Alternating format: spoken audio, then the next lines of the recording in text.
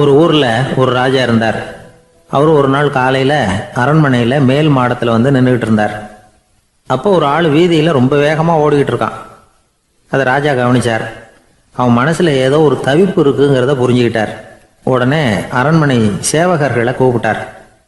அந்த ஆளை இங்க அழைச்சிட்டு வாங்க அப்படின்னார். இவங்க ஓடி போய் அந்த ஆளை அழைச்சிட்டு வந்தாங்க. மன்னர் முன்னாடி நிறுத்தினாங்க.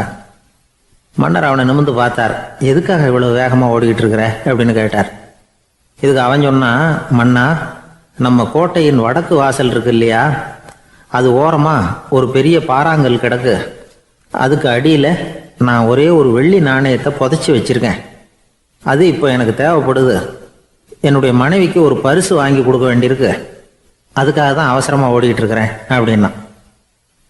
மன்னர் யோசனை பண்ணார். அப்புறம் சொன்னார், அதுக்காகவா இப்படி ஓடுற? பரவாயில்ல, அதை பத்தி கவலைப்படாத.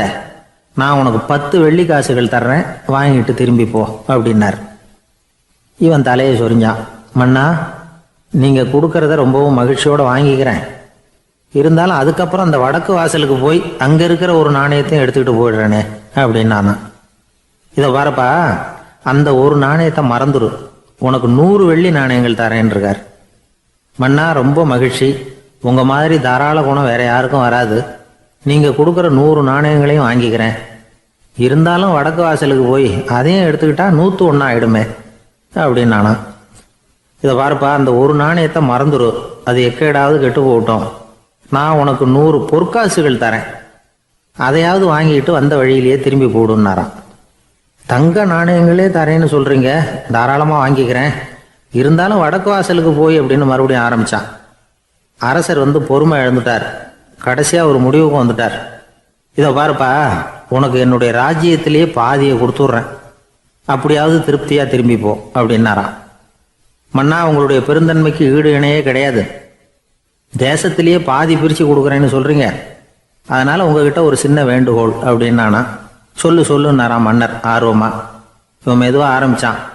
அப்படி இந்த ராஜ்யத்தை 2ஆ பிரிக்கிறப்போ அந்த வடக்கு வாசல் இருக்கிற பக்கத்தை என்கிட்டயே கொடுத்துருங்கோ அப்படின்னானா. மன்னர் அசந்து போயிட்டார். இந்த கதை எதுக்காகன்னு கேட்டா, மனம்ங்கிறது ஒரு குரங்குங்கிறத புரிஞ்சுக்கிறதுக்காகத்தான். உன்னை பிடிச்சிக்கிட்டா லேசில் விடாது. அப்படிப்பட்ட மனசை அறிவு தான் வழி நடத்தணும். அதுல தான் வாழ்க்கையின் வெற்றி அடங்கி இருக்குது.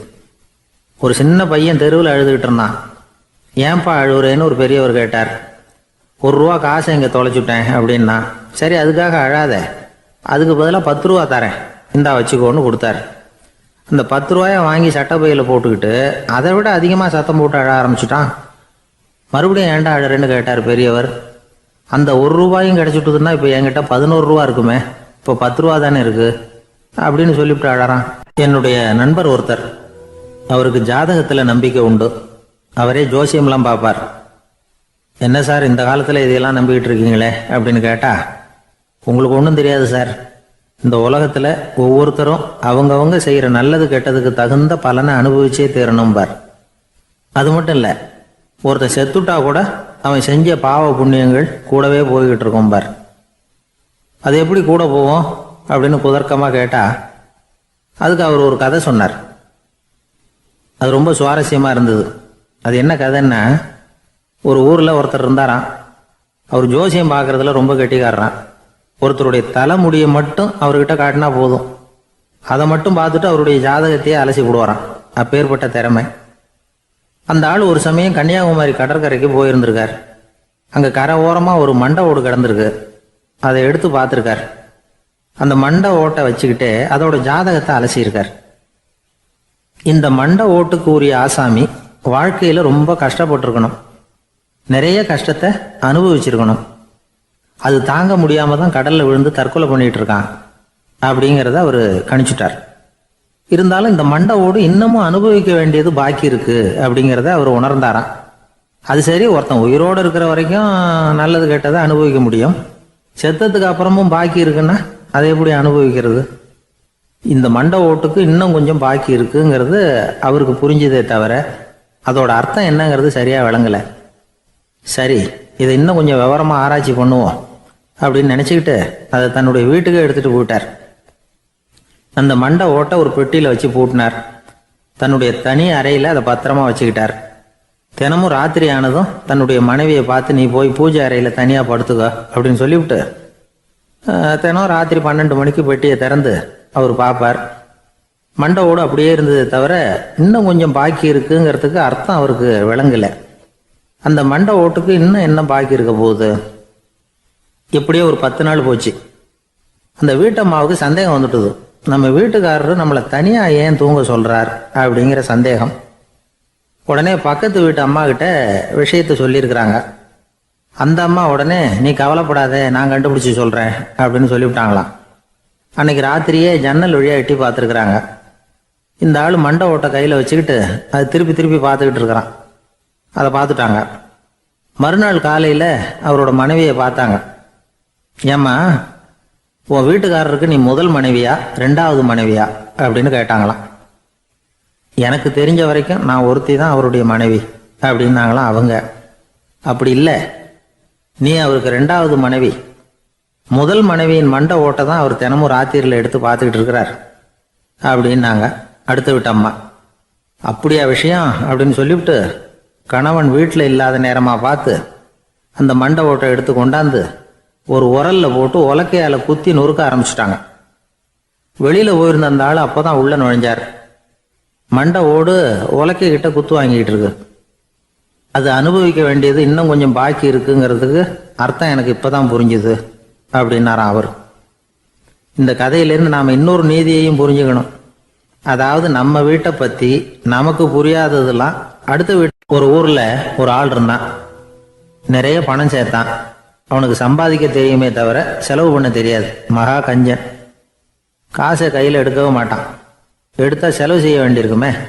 அதனால் இப்படியே அவன் காலத்தை ஓட்டி விட்டான். வயசாயிட்டுது. அவனுடைய மனைவி ஒரு நாள் கேட்டாங்க, இவ்வளவு நாளாக நீங்கள் என்னை எங்கேயுமே அழைச்சிட்டு போனதில்லை, இப்போவாவது அழைச்சிட்டு போகக்கூடாதா அப்படின்னாங்க. எங்கே போகணும் சொல்லுன்னா. காசிக்கு போகணும், கங்கையில் குளிக்கணும்னாங்க.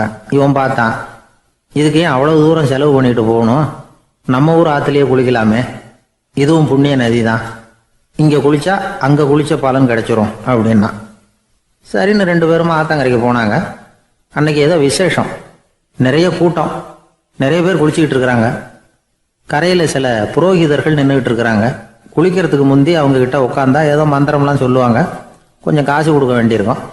அதனால் இவன் என்ன பண்ணான், ஆத்தங்கரையிலேயே கொஞ்சம் தூரம் போனான். ஊரை விட்டு தள்ளி வந்துட்டான். அங்கே யாருமே இல்லை. அப்பாடான்னு சந்தோஷப்பட்டான். குளிக்கலாம்னு புறப்பட்டான். இந்த நேரம் கடவுள் பார்த்தார், இந்த கஞ்சனுக்கு ஏதாவது புத்தி போகட்டணும் அப்படின்னு நினைச்சார்.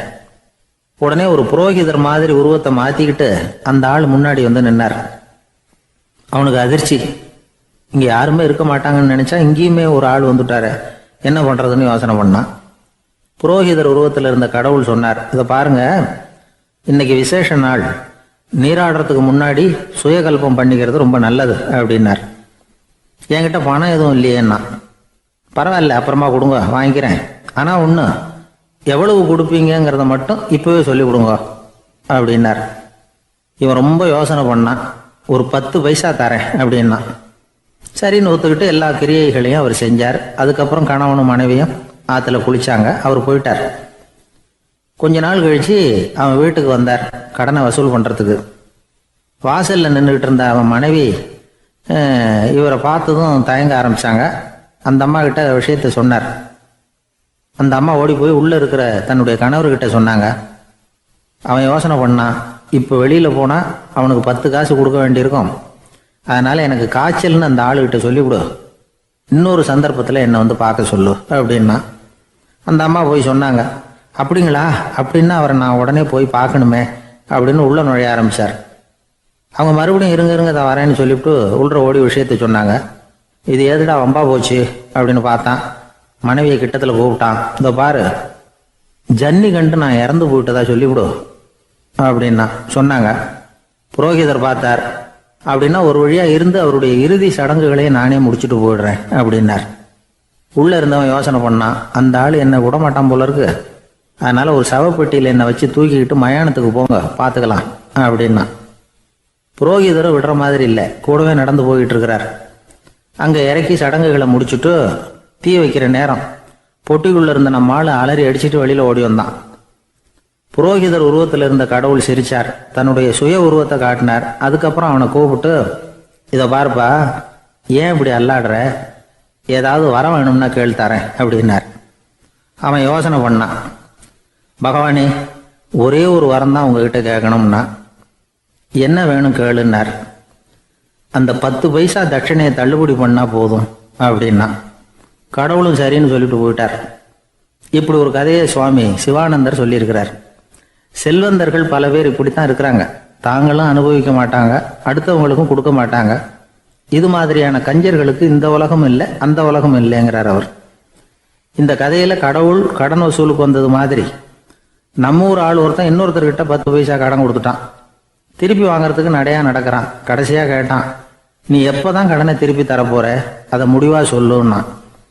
வர்ற வியாழக்கிழமை கண்டிப்பா கொடுத்துருவேன் அப்படின்னானா அவன். அன்னைக்கு நான் ஊர்ல இருக்க மாட்டேனே அப்படின்னானா இவன். அதனால என்ன, நானும் தான் அன்னைக்கு ஊர்ல இருக்க மாட்டேன் அப்படின்னானா. ஒரு ஊர்ல ஒரு இளைஞன் இருந்தான். ஒரு நாள் அவன் ஒரு குருவை தேடிட்டு புறப்பட்டான். ஊரை விட்டு வெளியில போனான். போகிற வழியில் ஒரு காடு. அந்த காட்டில் ஒரு மரத்தடியில் ஒரு பெரியவர் உட்காந்துருக்கிறார். அமைதியாக மௌனமாக அவர் அமர்ந்திருக்கிறார். இந்த பெரியவரை விசாரிக்கலாம், குருவை தேடி கண்டுபிடிக்கிறதுக்கு இவர் ஏதாவது ஒரு வழி சொல்லி கொடுப்பார் அப்படின்னு நினச்சிக்கிட்டு அவரை நெருங்கினான். ஐயா, எனக்கு ஒரு குரு தேவை, எங்கே கிடைப்பார், அவரை எப்படி அடையாளம் கண்டுபிடிக்கிறது, அதை பற்றி ஏதாவது விவரம் சொன்னீங்கன்னா நான் கண்டுபிடிச்சிக்குவேன் அப்படின்ட்டுருக்கான். பெரியவர் நிமிர்ந்து பார்த்தார். தம்பி, அது ரொம்ப சுலபம். அவர் வயசானவராக இருப்பார், என்னை விட சுமார் 30 வயசு அதிகமாக இருக்கும். அவர் ஒரு மரத்தடியில் தான் உட்காந்துருப்பார் அப்படின்ட்டுருக்கான். சரிங்க பெரியவரே, அது என்ன மாதிரியான மரம், எப்படி இருக்கும் அப்படின்னு கேட்டிருக்கான். பெரியவர் அந்த விவரங்களையும் சொல்லியிருக்கிறாரு. அது மட்டும் இல்லை, சந்திக்கிற நாள், நேரம், வினாடி முதற்கொண்டு எல்லா விவரங்களையும் துல்லியமாக சொன்னாராம். இவ்வளவு விவரங்களை இவரால் எப்படி சொல்ல முடியுது அப்படின்னு இவனுக்கு ஆச்சரியம். இருந்தாலும் அந்த பெரியவர் கடைசியாக ஒரு விவரம் சொன்னார். அது என்ன தெரியுமா, எப்படியும் நீ அவரை சந்திக்கிறதுக்கு ஒரு 30 வருஷம் ஆகும் அப்படின்னு சொல்லிவிட்டாரான். ரொம்ப நன்றிங்க பெரியவரே அப்படின்னு சொல்லிவிட்டு அந்த இளைஞன் புறப்பட்டுருக்கான்.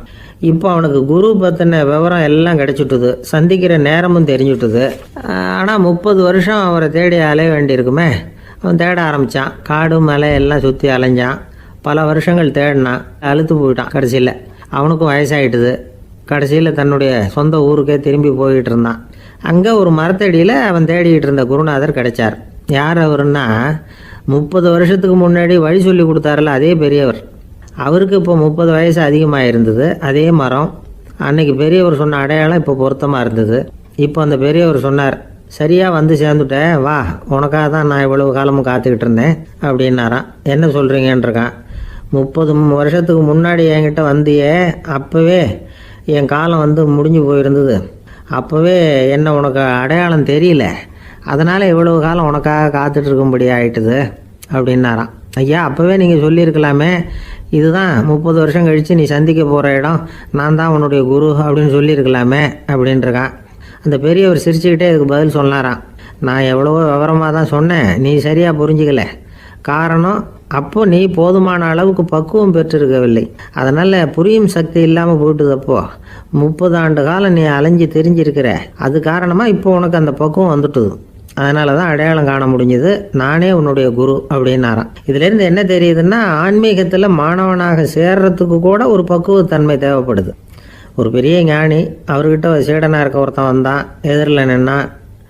ஞானி அவனை வெகு நேரம் உற்று பார்த்தார். அப்புறம் சொன்னார், சீடனாக இருக்கிறது ரொம்ப சிரமம்னார். நான் தயாராக இருக்கிறேன்னா. அது இன்னமும் சிரமமாச்சே, இங்கே வந்து குருவாக இருக்கிறது மட்டுமே சுலபம் அப்படின்னாராம். அப்படின்னா நான் குருவாகவே ஆயிடுறேன் அப்படின்னானா. இது போலவே இந்த காலத்தில் கதை ஒன்று உண்டு. ஒரு பள்ளிக்கூடத்தில் வகுப்பு ஆசிரியர் மாணவனை திட்டிக்கிட்டு இருந்தார். டேய், நீ 100க்கு 10 மார்க்கு தான் வாங்கிக்கிட்டு இருக்க, இவ்வளவு மோசமாக நீ படித்தா கடைசியில் மாடு மேய்க்கிறது கூட லாய்க்கு இல்லாதவனா ஆயிடுவேன், அதுக்கப்புறம் என்ன செய்ய போகிறேன் அப்படின்னாராம். பையன் தலையை சொரிஞ்சிக்கிட்டே சொன்னானா, சார் அப்படின்னா ஒன்று செய்கிறேன் அப்படின்னானா. இவர் கேட்டிருக்கார், என்ன செய்ய போகிறேன்னு. வேற என்ன சார், உங்களை மாதிரி ஒரு ஆசிரியர் ஆகிடுறேன் அப்படின்னானா. ஒரு ஊரில் 4 நண்பர்கள் இருந்தாங்க. 4 பேரும் சோம்பேறிகள். 4 பேருக்கும் எந்த வேலையும் செய்யறதுக்கு உடம்பு வளையறதில்லை. இருந்தாலும் சோம்பேறித்தனத்தில் ஒருத்தருக்கு ஒருத்தர் கொஞ்சம் வித்தியாசம் உண்டு. அதுக்கு தகுந்த மாதிரி அவங்களுக்கு பேர் அமைஞ்சு போச்சு. ஒருத்தன் கால் சோம்பேறி, இன்னொருத்தன் அரை சோம்பேறி, அடுத்தவன் முக்கால் சோம்பேறி, கடைசி ஆள் முழு சோம்பேறி. இவங்க 4 பேரும் நண்பர்கள். அப்புறம் எப்படி காரியம் நடக்கும்? 4 பேரும் ஒரு வீதியில் அப்படியே நடந்து போய்கிட்டு இருக்கிறாங்க. நல்ல பசி. எங்கேயாவது சோறு போடுவாங்களா அப்படின்னு பார்த்துக்கிட்டே வந்தாங்க. அவங்க வந்த வழியில் ஒரு ரூபா காசு கிடந்தது தரையில். அவங்க கண்ணில் அது பட்டுது. ஆனாலும் அதை குனிஞ்சு எடுக்கணுமே, அதுக்கு சோம்பேறித்தனம். முழு சோம்பேறி பார்த்தான். பக்கத்தில் வந்துக்கிட்டு இருந்த முக்கால் சோம்பேறிக்கிட்ட சொன்னானா, டேய் அதை கொஞ்சம் குனிஞ்சு எடுறா அப்படின்னானா. அவன் என்ன பண்ணான் தெரியுமா? அதுக்கு அடுத்தபடியாக வந்த அரை சோம்பேறிக்கிட்ட சொன்னானா, டேய் நீ அதை கொஞ்சம் குனிஞ்சு எடுறா அப்படின்னானா. அவன் இவனை விட மோசம். அடுத்தவங்ககிட்ட சொல்லியிருக்கிறான். அவனும் குனியறதுக்கு தயாராக இல்லை. ஆக கூடி கடைசியில் யாருமே காசை எடுக்கலை. என்னத்துக்கு அனாவசியமாக உடம்ப வளைச்சிக்கணும் அப்படின்னு எல்லாரும் பேசாமல் வந்துட்டாங்க. அவங்க பாட்டுக்கு நடந்து வந்துக்கிட்டே இருக்கிறாங்க. எதிரில் ஒருத்தன் வாழைப்பழத்தை வண்டியில் வச்சு தள்ளிகிட்டே வந்தான். ரூபாய்க்கு 4 பழம்னு கூவி விற்றுக்கிட்டே வர்றான். இப்போ அந்த முழு சோம்பேறி சொன்னானா, டேய் வழியில் கிடந்ததை ரூபா, அதையாவது எடுத்துக்கிட்டு வந்திருந்தா இப்போ இந்த பழத்தை வாங்கி ஆளுக்கு ஒன்று சாப்பிடலாமே அப்படின்னானா. ஆமாம் சாப்பிட்ருக்கலாமே அப்படின்னாங்களாம் மற்றவங்களும். ஆனாலும் திரும்பி போய் அதை எடுக்கணும்னு யாருக்கும் தோணலை. பேசாமல் சோர்ந்து போய் நடந்து வந்தாங்களாம். இருட்டி போச்சு. வழியில் ஒரு கோவில். சரி இங்கேயே படுத்து தூங்குவோம் அப்படின்னா ஒருத்தன். அதுதான் சரின்னாங்க மற்றவங்களும். அப்படியே மண்டபத்தில் படுத்துட்டாங்க. கோவில் அர்ச்சகர் வேலையெல்லாம் முடிச்சு விட்டு வெளியில் வந்திருக்காரு. இவங்கள பார்த்தாராம். ஏன் இப்படி சோர்ந்து போய் கிடக்குறீங்க அப்படின்னு விசாரிச்சிருக்காரு. 2 நாளாச்சுங்க நாங்கள் சாப்பிட்டு அப்படின்னாங்களாம். அவர் உடனே ஐயோ பாவம் அப்படின்னு சொல்லி பானை, விறகு, அரிசி, தண்ணி எல்லாம் கொடுத்து நீங்களே சமையல் பண்ணி சாப்பிட்டுக்குங்க அப்படின்னு சொல்லிவிட்டு போயிட்டார்.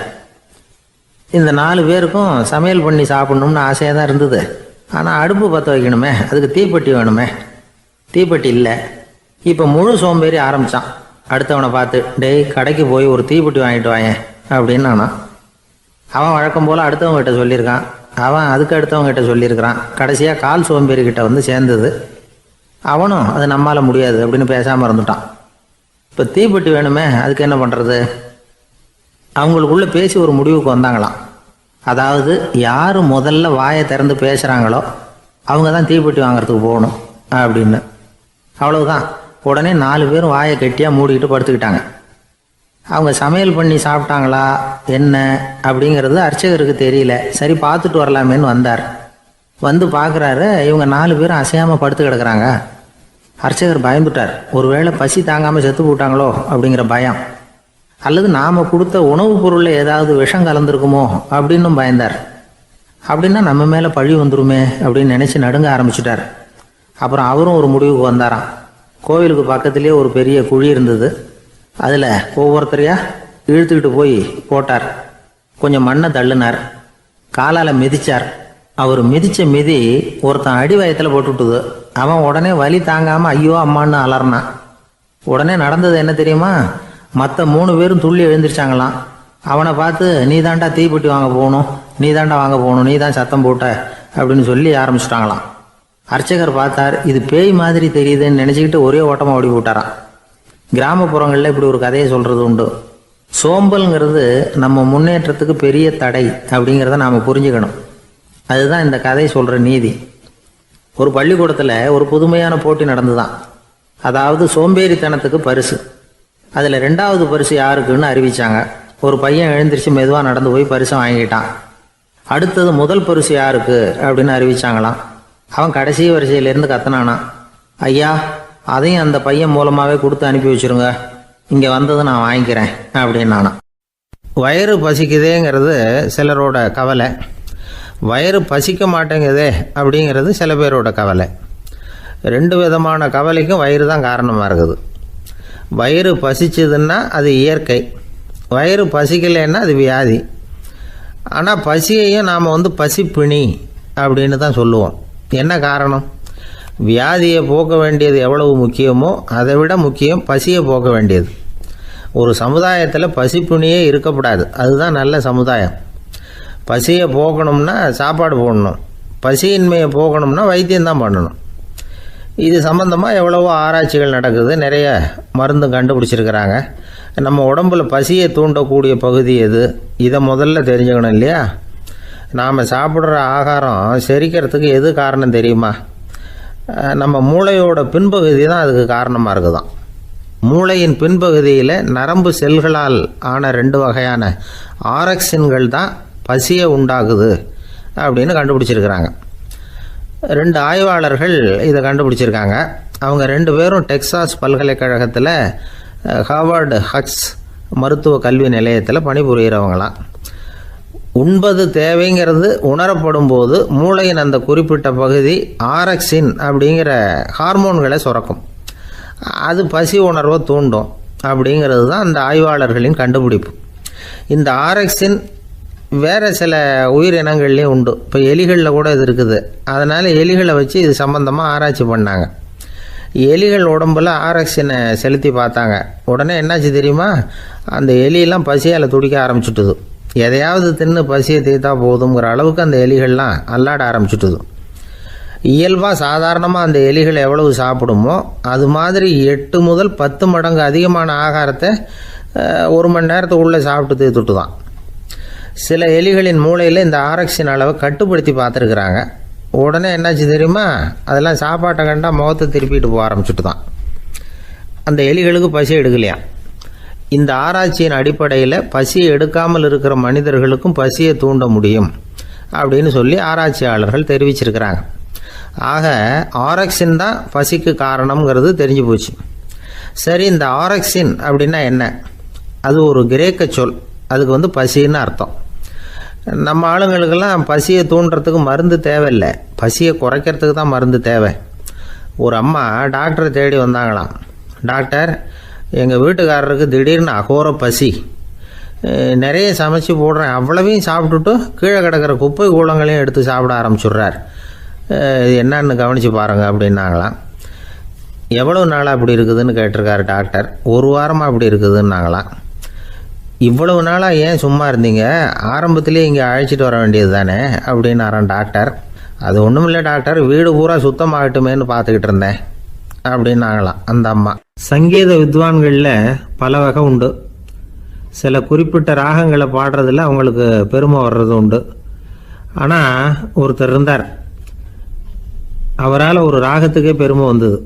அந்த ராகத்தை அவர் வாசித்து கேட்கணும் அப்படின்னு சொல்லுவாங்க. அது என்ன ராகம்னா தோடி ராகம். சரி, அந்த வித்வான் யாருன்னா அவர் தான் திருவாவடுதுறை ராஜரத்னம் பிள்ளை. பேராசிரியர் கல்கி ஒரு சமயம் தம்முடைய பத்திரிகையில் எழுதினாராம். அதை அப்படியே படிக்கிறேன் கேளுங்களேன். ஆகா, ஸ்ரீ ராஜரத்னம் பிள்ளையின் தோடி ஆலாபனையை முதலில் கேட்டபோது அவருடைய கற்பனையை விட்டு தள்ளுங்கள். நம்முடைய மனதில் என்னென்ன இன்பமயமான கற்பனைகள் எல்லாம் உதித்தன. குழந்தை தாயிடம் கொஞ்சம் குரலை கேட்டோம், அன்னை குழந்தையிடம் கொஞ்சம் குரலை கேட்டோம், ரதியும் மன்மதனும் பேசிக்கொண்ட காதல் மொழிகளை கேட்டோம், முருகன் சிவபெருமான் செவிகுளிர மொழிந்த உபதேசத்தை கேட்டோம், கலைமகள் கவிஞனுக்கு அருளிய ஆசி மொழிகளை கேட்டோம், நாரத முனிவருடைய தம்பூரா சுருதியை கேட்டோம், ராவணன் தன் எலும்பை ஒடித்து வீணையாகச் செய்து வாசித்த கானத்தை கேட்டோம், கானப்பறவைகளின் கலகல ஒலியை கேட்டோம், கோலக்குயில்களின் குரல் இனிமையை கேட்டோம். இப்படிலாம் பேராசிரியர் கல்கி விமர்சனம் எழுதியிருக்கிறார். திருவாவடுதுறை ராஜரத்னம் பிள்ளை அவர்களுடைய வாசிப்பை கேட்டுட்டு டிஎன் ராஜரத்னம் பிள்ளை இறந்து போனார். அப்போ கவிஞர் கண்ணதாசன் எழுதினார், செவியனில் ஓடி எங்கள் சிந்தையில் ஓடி இந்த புவியெல்லாம் ஓடி நின்பார் பொங்கிய தோடி வேறிங்கு எவரிடம் போகும் ஐய இனி அதை காப்பார் யாவர் அவிந்தனின் சடலத்தோடே அவிந்தது தோடிதானும் அப்படின்னு எழுதினாராம். அந்த அளவுக்கு அவருடைய தோடியை ரசித்தவர்கள் உண்டு. அதே மாதிரி தோடின்னா என்னன்னு தெரியாமலே அவரை ரசித்தவங்களும் அந்த காலத்தில் உண்டு. அதாவது ஒரு பெரிய சபையில் இவர் வாசிச்சுக்கிட்டு இருக்கிறார். பாதியில் ஒரு பெரிய மனுஷன் உள்ளே வந்தார். அவர் உடம்புல பட்டு வேஷ்டி, ஜருகை, அங்கவஸ்திரம், வாயில் வெத்தலை, வாசனை புகையில, காதில் வைரக்கடுக்கன், கழுத்தில் தங்க சங்கிலி, கை விரல் பூரா மோதிரம், கையில் ஒரு வெள்ளி வெத்தலை புட்டி, உதவிக்கு 2 பேர் பக்கத்தில். இவ்வளவு பந்தாவோட வரார் கச்சேரி கேட்கறதுக்கு. இப்படி வந்தவர் முதல் வரிசையில் உட்கார்ந்தார்.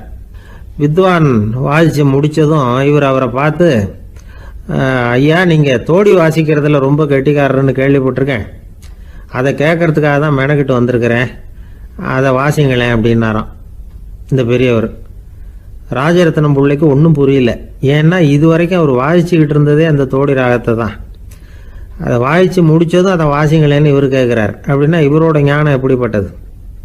இவ்வளவும் கேட்டுட்டு இப்படி கேட்குறாரே அப்படின்னு அவர் யோசிச்சிருக்கிறார் ராஜரத்னம் பிள்ளை. உடனே என்ன பண்ணார் தெரியுமா? பக்கத்தில் ரொம்ப சாதுவாக சுருதி போட்டுக்கிட்டு இருந்த ஒரு முதுகில் ஓங்கி ஒரு குத்து விட்டாராம். அவருக்கு ஒன்றும் புரியல, எதுக்கு நம்மளை அடிக்கிறார் இவர், நம்மளை குத்துறாரு வித்வான்னு. அவர் அதிர்ச்சியால் இவர் நிமிர்ந்து பார்த்துருக்கார். அப்போ ராஜரத்னம் பிள்ளை சொன்னாராம், ஏய்யா ஐயா பெரிய மனுஷன், என்னுடைய பரம ரசிகர், தோடி ராகம் கேட்கணுங்கிறதுக்காக இவ்வளவு தூரம் வந்திருக்கிறார், வந்து வரிசையில் உட்காந்துருக்கார். நீ இந்த சமயம் பார்த்து தோடி ராகம் வாசிக்கிற நாதஸ்வரத்தை வீட்டில் வச்சுட்டு வந்துட்டியே, இப்போ ஐயாவுக்காக அந்த ராகத்தை நான் எப்படி வாசிக்கிறது அப்படின்னு சொல்லிவிட்டு மறுபடியும் முதுகில் ஒரு அடி கொடுத்தாராம். அடி வாங்கினவருக்கே சிரிப்பு அடக்க முடியலையா. ஒருத்தர் ஓடி வந்தார், இன்னொருத்தரை பார்த்து, சார் உங்கள் சைக்கிளை ஒரு நாள் இரவல் கொடுங்களேன், பக்கத்து ஊருக்கு போயிட்டு வர வேண்டியிருக்கு அப்படின்னார். இவர் சைக்கிளை கொடுத்து பத்திரமா கொண்டுட்டு போங்கன்னார். சார் இதை பத்திரமா கொண்டு போகிறேன், கவலையே வேணாம், ஏன்னா இது உங்களோட சைக்கிள் அப்படின்னு நான் நினைக்கல, என்னோட சைக்கிளாக நினைக்கிறேன் அப்படின்னார். அதுக்கப்புறம் தான் இவருக்கு உண்மையாகவே பயம் வந்துட்டுது. ஏன்னா அவர் சொன்னது மாதிரி அதை தன்னோட சைக்கிளாகவே நினச்சி தள்ளிட்டு போட்டால் என்ன பண்ணுறது? எது எதை நம்முடையதாக நினைக்கணுங்கிறதுக்கு ஒரு வரையறை இருக்குது. சில பேர் ஆஃபீஸையே வீடாக நினச்சி விடுறது உண்டு. அப்படிப்பட்டவங்க கூட வீட்டை ஆஃபீஸாக நினைக்கிறதில்ல. ஏன்னா வீட்டில் இவர் ஆஃபீஸராக நடந்துக்க முடியறதில்ல. இதெல்லாம் ஒரு பக்கம் இருக்கட்டும், இப்போ விஷயத்துக்கு வருவோம். பொறியியல் மேதை டாக்டர் விஸ்வேஸ்வரய்யா இருந்தார் இல்லையா, பாரத ரத்னா விருதெல்லாம் கொடுத்தாங்களே. ஆஃபீஸ் வேலை வேற, சொந்த வேலை வேற அப்படிங்கிறதுக்கு ஒரு உதாரணமாக இருந்தவர் அவர். மைசூர் மகாராஜா கிட்ட திவானாக இருந்தார். அவர் ஒரு நாள் அரசாங்க வேலை காரணமாக வெளியூர் போயிருந்தார். ஹாசன்கிற ஊருக்கு பக்கத்தில் ஒரு பயண மாளிகை, அங்கே தங்கிவிட்டார். ராத்திரி அங்கே தங்கி இருந்துட்டு விடிஞ்சதும் ஊருக்கு திரும்புறதாக திட்டம். ராத்திரி தூங்கிறதுக்கு ரொம்ப நேரம் ஆகிட்டுது. ரொம்ப நேரம் வரைக்கும் அரசாங்க சம்பந்தப்பட்ட வேலைகளையே பார்த்துக்கிட்டு இருக்கிறார். அரசாங்க ஃபைல்கள் நிறைய இருந்தது. அதையெல்லாம் ஒவ்வொன்றா எடுத்தார், படித்து பார்த்தார், பரிசீலனை பண்ணார். அதில் எழுத வேண்டியதை எழுதினார், கையெழுத்து போட்டார். ஒரு வழியாக அந்த வேலையெல்லாம் முடிஞ்சுது. அதுக்கப்புறம் என்ன பண்ணார்னா, தன்னுடைய சூட்கேஸை திறந்தார். அதிலேருந்து 2 மெழுகுவத்தியை எடுத்து கொளுத்தி வச்சார். அந்த பயண மாளிகையில் அது வரைக்கும் எரிஞ்சிக்கிட்டு இருந்த மின்சார விளக்குகளை அணைச்சிட்டார். அதுக்கு பிறகு அந்த மெழுகுவத்தி வெளிச்சத்தில் சில புத்தகங்களை தொடர்ந்து படிக்க ஆரம்பிச்சிட்டார். அந்த பயண மாளிகையில் பணியாளராக இருந்தவர் இதை பார்த்துட்டு ஓடி வந்தார். மறுபடியும் மின் விளக்கு போடுறதுக்காக போனார். விஸ்வேஸ்வரய்யா அதை பார்த்துட்டு போட வேணாம்ட்டாராம். இது வரைக்கும் நான் அரசாங்க அலுவல்களை கவனிச்சிக்கிட்டு இருந்தேன், அதனால் மின் விளக்குகள் அப்போ எரிஞ்சதில் தப்பு இல்லை. இப்போ நான் புத்தகம் படிச்சுக்கிட்டு இருக்கேன், இது என்னுடைய சொந்த வேலை, இங்கே இருக்கிற மின் விளக்கு அதுக்காக ஏன் எரியணும் அப்படின்னு கேட்டாராம். இப்போ இருக்கிற சில அரசு பணியாளர்கள்கிட்ட இந்த சம்பவத்தை பேச்சோட பேச்சாக சொல்லி பார்த்தேன். அவங்களால இதை ஜீரணிக்கவே முடியல. நேர்மை தேவை தான் சார், அதுக்காக அவ்வளவு தூரத்துக்கு அது தேவையா அப்படிங்கிறாங்க. விஸ்வேஸ்வரய்யா அப்படி பண்ணினது தான் ஒரு நேர்மையாளர் அப்படின்னு இந்த உலகத்துக்கு நிரூபிக்கணுங்கிறதுக்காக இல்லை. தான் அப்படி நடந்து காட்டினா தன்னை சுற்றி இருக்கிறவங்களும் அதை கேள்விப்படுறவங்களும் முடிஞ்ச அளவுக்கு பொது வாழ்க்கையில் அரசு பணியில் நேர்மையை கடைபிடிக்க முயற்சி பண்ணலாமே அப்படிங்கிறதுக்காகத்தான். இப்போவும் சில பேர் இருக்கிறாங்க, இவங்க ஆஃபீஸ் வேறு வீடு வேறேன்னு நினைக்கிறதில்ல, அவ்வளோ உரிமை. ஒருத்தர் அப்படி தான், அவருக்கு அவசரமாக 5000 ரூபா தேவைப்பட்டது. ஆஃபீஸு பணத்தை எடுத்துக்கிட்டார். அந்த நேரம் பார்த்து ஆடிட் வந்துட்டுது, ஆப்பிட்டுக்கிட்டார். விசாரணை நடக்குது. அவர் சொல்கிறார், சார் நான் நேரம் காலம் பார்க்காம ஆஃபீஸில் வேலை செய்வேன், ஏன்னா அதை என்னோடய ஆஃபீஸாக நினைக்கிறேன். அவசரத்துக்கு அந்த பணத்தை எடுத்தேன், மறுபடியும் வச்சுடலாம்னு தான் இருந்தேன், அதுக்குள்ளே இப்படி ஆகிட்டுது. நீங்கள் என்ன நினச்சாலும் சரி, நான் ஆஃபீஸ் வேறு வீடு வேறு அப்படின்னு நினைக்கிறதில்ல, அது என்னோடய சுபாவம் அப்படின்னார். விசாரணை பண்ணவர் தீர்ப்பு வழங்கினார். உங்கள் சுபாவத்துக்கு மதிப்பு கொடுத்து நானும் தீர்ப்பு வழங்குறேன். நீங்கள் கொஞ்ச நாள் ஜெயிலில் இருந்துட்டு வாங்க, அது உங்களுக்கு கஷ்டமாக இருக்காதுன்னு நினைக்கிறேன். ஏன்னா அங்கே போனாலும் நீங்கள் உங்கள் சுபாவப்படி வீடு வேற ஜெயில் வேறன்னு நினைக்க மாட்டீங்க அப்படின்னாராம். எனக்கு இது மட்டும்தான் சார் தெரியும், இதை தவிர வேறு எதுவும் தெரியாது அப்படின்னு சொல்லிக்கிட்டே காலம் தள்ளுறவங்க ரொம்ப பேர். அவங்கெல்லாம் கஷ்டப்பட வேண்டியிருக்கும். ஒருத்தர் தன்னுடைய தொழிலில் ரொம்ப கெட்டிக்காரராக இருக்கலாம், அதுக்காக எப்பவும் அதே ஞாபகத்தில் இருந்துக்கிட்டு உலகியல் அறிவு இல்லாமல் இருந்துடக்கூடாது, அது ஆபத்து. இதுக்காக நம்ம தாத்தா பாட்டிலாம் ஒரு கதை சொல்லுவாங்களே, கேள்விப்பட்டிருக்கீங்களா? ஒரு சமயம் ஒரு 4 பேர் சேர்ந்து வெளியூருக்கு பிரயாணம் போனாங்களாம். அந்த 4 பேர் எப்படி தெரியுமா? ஒருத்தர் வேதாந்தி, இன்னொருத்தர் சங்கீத வித்வான், 3வது ஆள் வைத்தியர், 4வது ஆள் ஜோசியர். இவங்க 4 பேரும் நண்பர்கள். அதனால் சேர்ந்து புறப்பட்டாங்க. வழியில் ஒரு ஊரில் தங்கினாங்க. இருட்டி போச்சு. அதனால் இன்றைக்கி ராத்திரி இங்கேயே தங்கி இருந்துட்டு நாளைக்கு புறப்படலாம் அப்படின்னு தீர்மானம் பண்ணாங்க. சாப்பாட்டுக்கு என்ன பண்ணுறது? அங்கேயே கடத்தெருவுக்கு போய் சாமான்லாம் வாங்கியாந்து சமைச்சு சாப்பிட்லாம்னு முடிவு பண்ணாங்க. 4 பேர் இருக்கிறதுனால ஆளுக்கு ஒரு காரியமாக செய்யலாம் அப்படின்னு வேலையை பிரிச்சுக்கிட்டாங்க. வைத்தியர் கறிகாய் வாங்க போனார், வேதாந்தி எண்ணெய் வாங்க போனார், ஜோசியர் பலசரக்கு வாங்க போனார், சங்கீத வித்வானுக்கு சமைக்கிற வேலை. எல்லாம் சரி. ஆனால் நடந்தது என்ன தெரியுமா? கடைத்தெருவுக்கு காய்கறி வாங்க போனார்ல வைத்தியர், அங்கே போய் மார்க்கெட்டில் பார்த்தார். ஒவ்வொரு கறிகாயாக எடுத்து பார்த்தார். இது பித்தம், உடம்புக்கு ஒத்துக்காது, இது வாயு, உடம்புக்கு ஒத்துக்காது அப்படின்னு ஒவ்வொன்றா தள்ளினார். கடைசியில் ஒன்றுமே தேரல, வெறுங்கையோடு திரும்பி வந்துக்கிட்டு இருக்கிறார். எண்ணெய் வாங்க போனார் வேதாந்தி, அவர் ஒரு தொன்னையில் எண்ணெயை வாங்கினார். பேசாமல் அதை எடுத்துகிட்டு வர வேண்டியது தானே, முடியல. அவருடைய வேதாந்த மூளை சிந்திக்க ஆரம்பிச்சுட்டுது. இந்த தொன்னைக்கு எண்ணெய் ஆதாரமா அல்லது எண்ணெய்க்கு தொன்னை ஆதாரமா அப்படிங்கிற ஆராய்ச்சியில் இறங்கினார். என்னாச்சு தெரியுமா? அப்படி கவுத்து பார்த்தார். வாங்கின எண்ணெய் பூராவையும் வழியில் கொட்டிவிட்டு வெறும் தொன்னையோடு சேர்ந்தார். பலசரக்கு வாங்க போனார் ஜோசியர், அவர் ஒரு வழியில் பார்த்தாரு. வழியில் வந்தவங்களெல்லாம் அங்கங்கே ஒரு மரத்தடியில் உட்கார வச்சு அவங்களுக்கெல்லாம் ஆர்வம் சொல்ல ஆரம்பிச்சிட்டார். அப்படி ஒவ்வொருத்தராக சொல்லி முடிச்சுட்டு கடத்தருக்கு போய் சேர்ந்தார். இவர் அங்கே போய் சேர்றதுக்குள்ளே ரொம்ப நேரம் ஆகிட்டுது. கடையெல்லாம் பூட்டி விட்டு போயிட்டாங்க. என்ன செய்கிறது? அவரும் வெறுங்கையோடு திரும்பி சேர்ந்தார். சரி, இவங்க கதை தான் இப்படி ஆச்சு. அங்கே சமைக்கிறதுக்காக உட்காந்துருந்தார் சங்கீத வித்வான், அவர் கதை என்னாச்சு தெரியுமா?